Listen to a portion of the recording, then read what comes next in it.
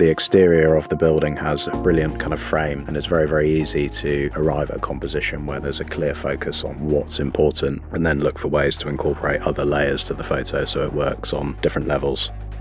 If we go down to the geometry tool, let's see what Lightroom does if we just click on the auto.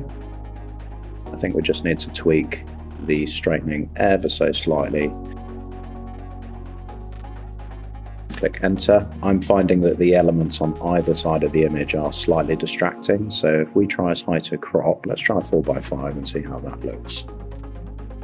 Not quite happy that the image is level enough, so let's just try and correct that again. So here's our starting point for the edit. So we're just going to do some minor adjustments. Just going to lift up the exposure to see what we have to work with and the details. We don't want to go too high.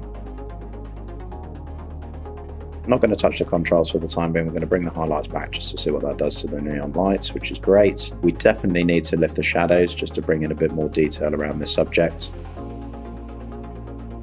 I recommend going all the way and then just bringing them back. Leave a little bit of atmosphere. Around there looks pretty good.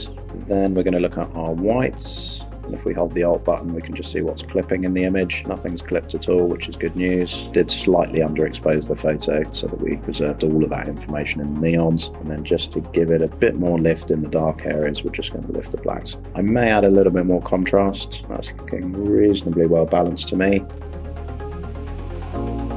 Let's just do a slight bit of color correction on the floor because I don't really like this kind of cast coming through in the tiles here.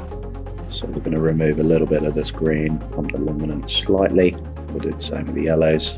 Just add a bit more luminance to that. Brighten up that floor. Just reduce the saturation ever so slightly. And if we just shift the hue away from green, just play with the reds because this is the predominant color in the image. Don't want it going too orange. We'll maybe just shift that to kind of -9 saturation, not too much. And then let's just reduce the luminance just to mute down everything. We're pretty much done. It saves me a lot of time.